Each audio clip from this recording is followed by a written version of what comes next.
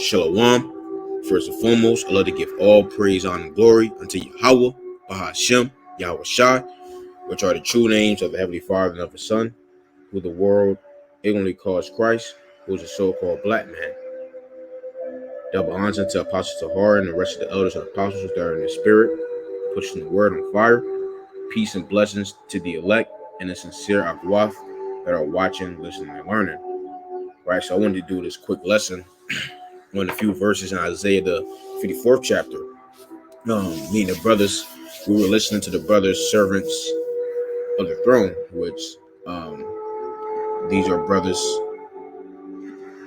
that's in the Philly area.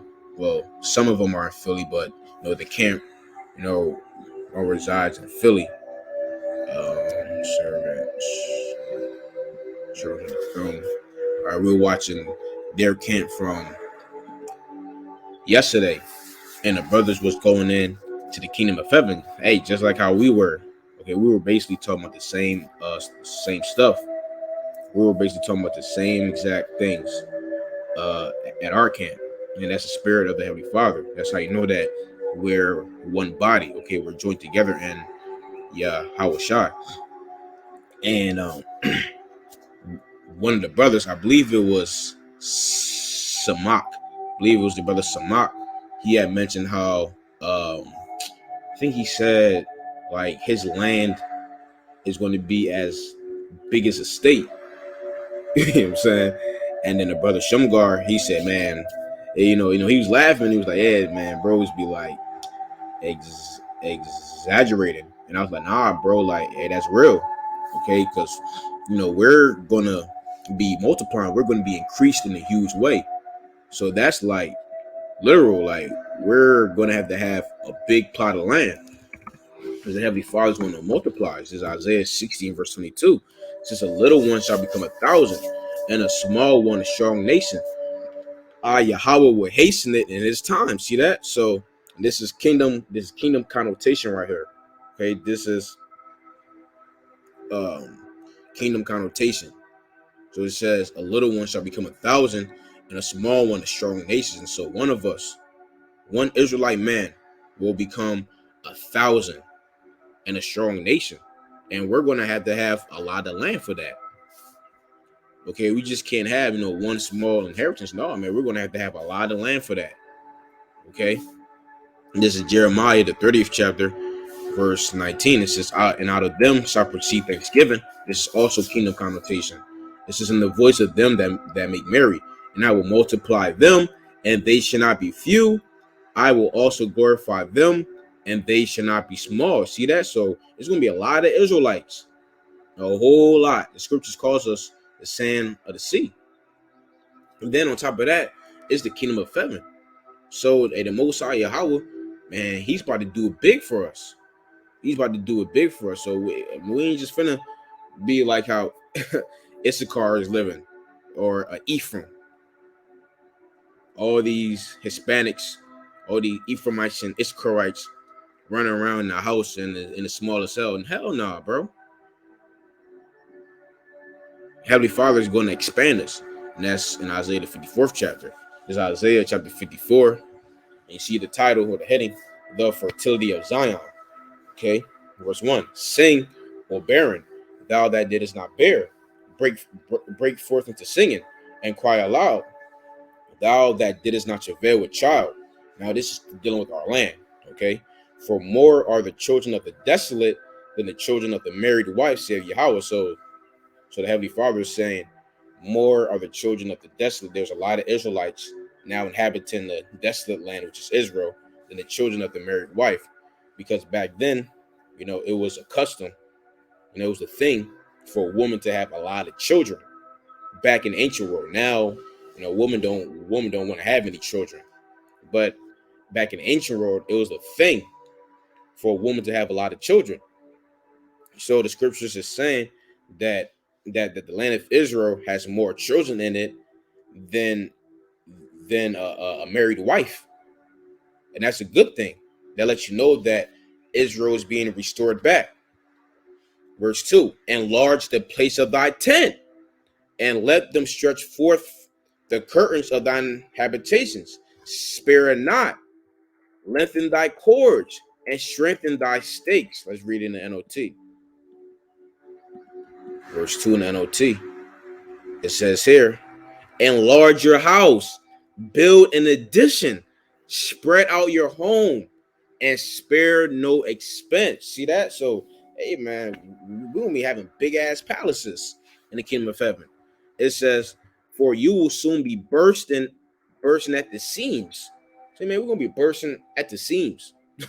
Your descendants will occupy other nations and resettle the ruined cities. So we're gonna be so big, we even gonna be occupying other nations' lands, because that's how big the nation of Israel is going to be. Because remember, we're as the sand of the sea, according to the scriptures. In the book of Hosea, chapter 1, verse 10. So yet the number of the children of Israel shall be as the sand of the sea, which cannot be measured nor numbered. Yeah, you go and try and count the sand. If I go to the beach and I see somebody counting the sand, and I go ask them, hey, what you doing? I'm counting the sand. I'll look at him like he's ridiculous, and vice versa. They're like, what the hell? Counting it. You can't count the sand. It's impossible because it's so much. You lose track at one. It says, and it shall come to pass that in the place where it was said unto them, ye are not my people, there shall be said unto them, ye are the sons of living power. And that's what people are realizing, that we are the Israelites. Or you had this Edomite came up to the camp yesterday, and he said, yeah, you guys are the Israelites. Okay, so that just let you know that what brothers speaking is true. Like, one of our palaces is going to be as big as a state, for real. It's going to be super big, enlarge, make open, make room, or wide, large, to be or grow wide. Okay, broad. That's how we're going to be rocking and rolling in the kingdom of heaven. That's how we're going to be rocking and rolling, right? I'm just continue on. Let me read verse 3 again. Isaiah 54:3. For thou shalt break forth on the right hand and on the left, and thy seed shall inherit the Gentiles, and make the desolate cities be inhabited. And all the desolate cities, and all the cities that are laid waste, we're going to occupy that. See that? Verse 4. Fear it not, for thou shalt not be ashamed, neither be confounded, for thou shalt not be put to shame. For thou shalt forget the shame of thy youth, and shalt not remember the reproach of thy widowhood any more. For thy maker is thine husband, Yahweh of hosts is his name, and thy redeemer, the Holy One of Israel. The power of the whole earth shall he be called. For Yahweh hath called thee as a woman forsaken and grieved in spirit, and a wife of youth. When thou hast refused, said thy power. That's right, and we were forsaken, because the Heavenly Father had put us away. But that's why he sent his son Hamashiach Yahushua to reconcile us back to the Heavenly Father. Verse 7. For a small moment I have forsaken thee, but with great mercies will I gather thee. Yeah, that's right. We was watching the movie Birth of a Nation last night, and this one dude, this one actor acting as a slave, he had his woman took, which was Gabriella Union, I believe. One of the Edomites, dirty ass Edomites, they wanted to sleep with her. And then when he got her back, the slave, the Jake, he was like, where is God now? Where is God now? Well, the Heavenly Father definitely did forsake us for a small moment. But now the Heavenly Father is bringing us back. Okay, that's why you got Israelites, they have Edomites bow down, kiss their boots, cursing Edomites to their face, standing up in great boldness in front of such as afflicted them. Because, hey, we're in a paradigm shift. Back then, we couldn't do that. Hey, we would get lynched. But now we're doing that. Why? Because the times are changing. We're entering into the rulership in the age of Jacob. The Jakeover, man. That's what's happening. The planet of the Jakes. We about to take over, bro. And in a big way, in a huge fashion. All right, real soon, we're about to inherit all things. and they're gonna realize who the children of Israel really is. How we get down. It says, but with great mercies will I gather thee.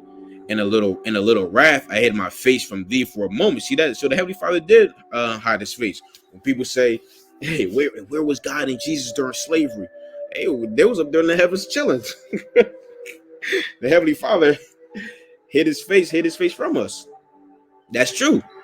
It says, but with everlasting kindness will I have mercy on thee, saith Yahweh thy Redeemer. For this is as the waters of Noah unto me. For as I have sworn that the waters of Noah should no more go over the earth, so have I sworn that I would not be wroth with thee, nor rebuke thee. So see, that's just like how the Heavenly Father promised Noah that he's not going to flood the earth anymore. Well, with the Heavenly Father is promising that we will no more be carried away into captivity. Verse 10, for the mountains shall depart and the hills be removed, but my kindness shall not depart from thee, neither shall the covenant of my peace be removed, saith Yahweh that hath mercy on thee. So Yahweh is going to have great mercy on us, and we will inherit the kingdom forever, even forever and ever. Right? So that's the point. That just prove that our palaces, our town is going to be big, man. The Heavenly Father is really going to enlarge us. If I just want to go into the word for fertility real fast. Fertility. Fruitfulness. Productive. Letting you know, hey, man, we're going to be having sex in the kingdom, and a lot of it. Bearing or producing abundantly. Okay? So that lets you know, man, we're going to have some space. We're going to have some room. Because it's going to be every single Israelite producing at this rate. 144,000 men producing at that rate. And then our sons. And then their sons. And then their sons. And their sons. Man, we don't need another earth. All right, but, may Yahweh Tazai, if you brothers and sisters were edified. Till next time, shalom.